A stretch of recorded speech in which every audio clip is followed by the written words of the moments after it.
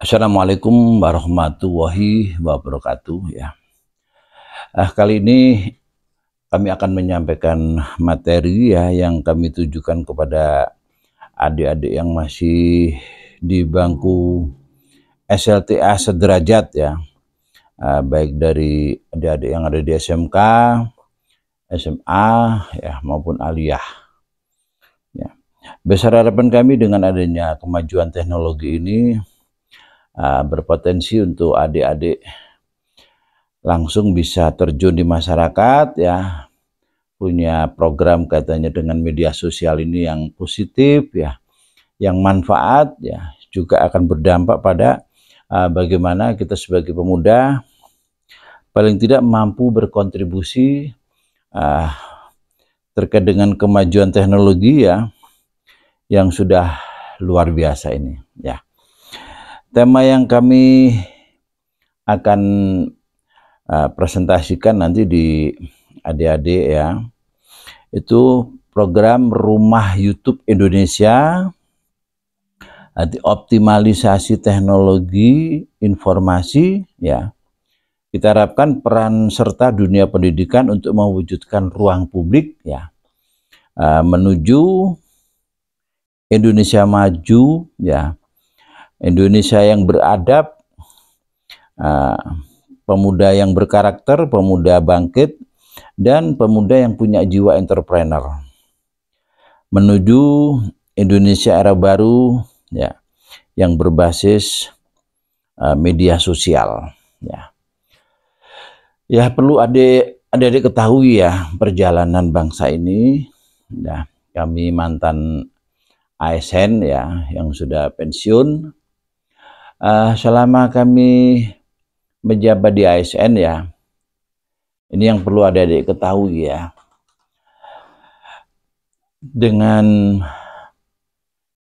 terpilihnya Bapak Aing ya, saya kira adik-adik sudah tahu semua ya, Bapak Aing ya, Bapak Deddy Mulyadi ya, atau Bapak KDM, ini luar biasa ya. Jadi sosok gubernur ya, yang punya visioner, ingin mengembalikan jati diri bangsa ini ya. Jadi jangan sampai bangsa kita ini warganya kehilangan ruh ya. Makanya beliau sangat kental ya, segala kebijakan yang diambil ya, itu kaitannya dengan menerjemahkan bagaimana rahmatan lil alamin ya, bagaimana mencintai alam dan lain sebagainya ya, isinya. Dan bagaimana di saat kita sebagai manusia yang beradab tadi ya, betul-betul ada yang harus diperhatikan, yaitu tentang sejarah ya, sejarah dengan berdirinya republik ini ya. Jadi mulai zaman kerajaan ya, dan kita sangat tahu sekali ya, sangat paham ya. Jadi sebelum Indonesia ini dijajah ya, mulai di zaman kerajaan dulu sudah mengalami kejayaan sebenarnya Indonesia ya. Setelah dijajah 350 tahun ya lamanya, itu seolah-olah peradaban kita ini hilang ya. Akhirnya di masa kemerdekaan ini masalah budaya ini kurang mendapatkan porsi ya. Sehingga di saat kita sebagai bangsa itu kehilangan jati diri ya, jadi nggak punya karakter yang jelas ya, akhirnya mudah diombang-ambingkan oleh berbagai peradaban yang berasal dari berbagai negara. Kembali kepada materi yang ingin saya sampaikan ya kepada adik-adik yang setingkat SLA sederajat ya, bagaimana potensinya adik-adik nanti di saat bermedsos ya, yang kami pinginkan itu dengan program saya itu Rumah YouTube tadi ya. Jadi adik-adik berpotensi ya, bagaimana setelah lulus ataupun yang masih bersekolah ya, itu sudah mampu berkontribusi ya, sudah mulai belajar bermasyarakat ya, sudah mulai menunjukkan kepada masyarakat bahwa adik-adik ya sudah punya karakter ya, punya kepribadian ya, sehingga pingin dengan adanya kemajuan dunia teknologi ini ya, pingin berperan ya. Rumah YouTube yang akan kami sosialisasikan ya, akan kami presentasikan di adik-adik tadi. Jadi rumah YouTube ini sebuah pemodelan ya, sebuah pemodelan. Saya kira adik-adik sudah tahu ya, di saat kita bicara YouTube channel itu ada istilah kreator ya. Kalau saya penekanannya dengan rumah YouTube ini karena ini pemodelan ya yang kami sosialisasikan, jadi beda ya dengan kreator-kreator yang selama ini adik-adik saksikan ya.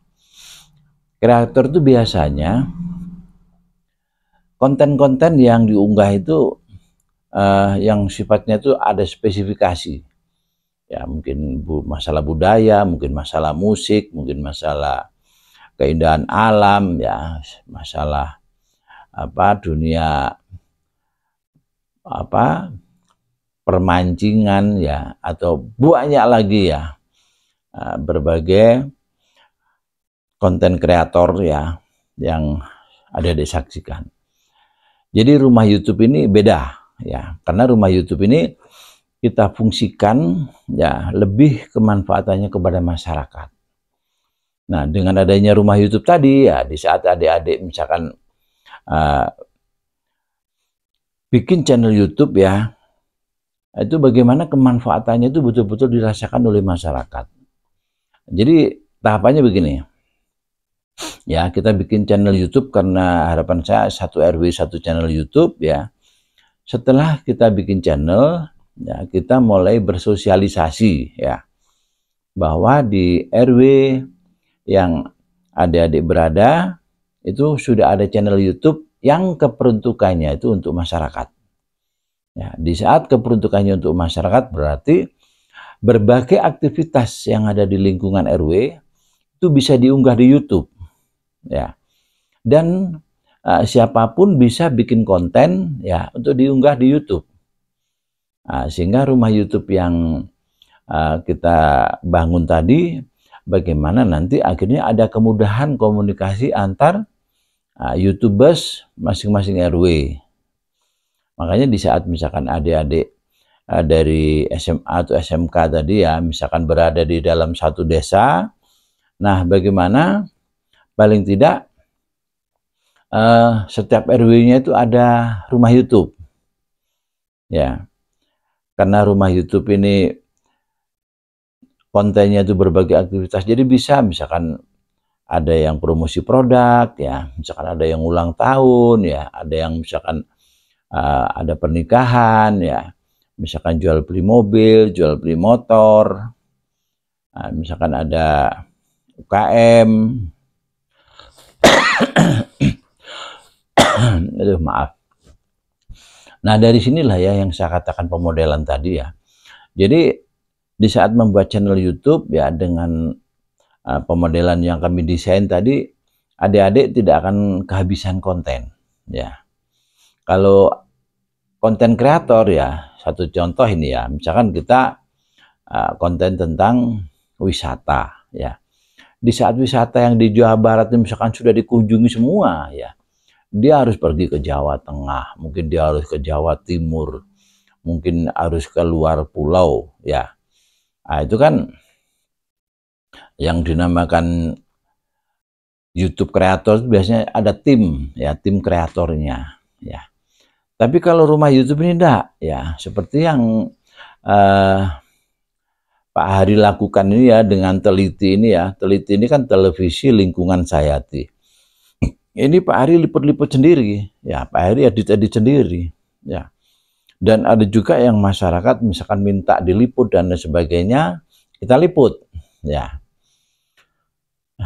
contoh rumah YouTube yang saya bikin ini ya, kita punya peluang misalkan mereupload ya, jadi sepanjang dari yang punya konten tadi misalkan tidak ada pelanggaran ya, itu enggak apa-apa ya.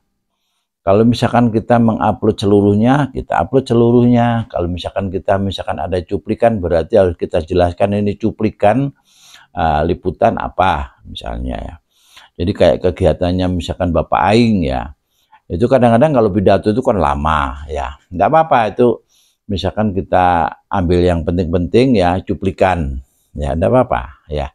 Atau diambil seluruhnya enggak apa-apa ya. Asal jangan misalkan mengambil cuplikan tadi yang menjadi salah persepsi. Nah, itu yang perlu adik-adik pelajari ya sebelum diupload ya. Kira-kira konten tadi misalkan kita lakukan cuplikan, apakah tidak menimbulkan salah persepsi ya, atau bagaimana, itu kan bisa kita pelajari ya. Lagi-lagi saya ingin ya kepada adik-adik SMK SMA ya, bagaimana di saat dengan program rumah YouTube ini nanti adik-adik juga sudah bisa mengawali sebuah usaha ya.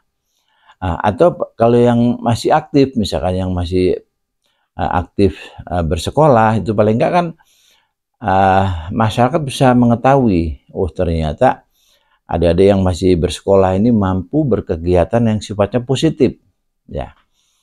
Jadi bisa misalkan kegiatan ngeprank itu tidak ada masalah ya kan.